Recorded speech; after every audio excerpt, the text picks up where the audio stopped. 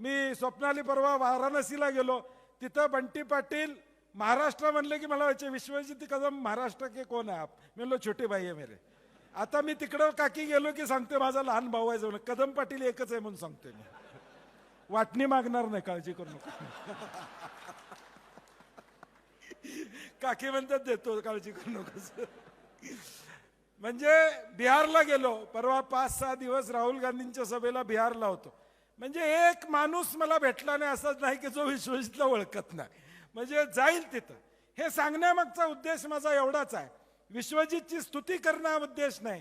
तुम्हाला तुमच्या नेत्याचे या ठिकाणी कळलं पाहिजे, नेता किती मोठा आहे हे तुम्हाला लक्षात आलं पाहिजे, ही माझी इच्छा या ठिकाणी. हा जो काही नेता तुम्ही मोठा, कदम साहेबांचा आशीर्वाद होता, कर्तृत्व होतं, परंतु शेवटी कर्तृत्व सिद्ध करणारी पिढी सुद्धा असली पाहिजे.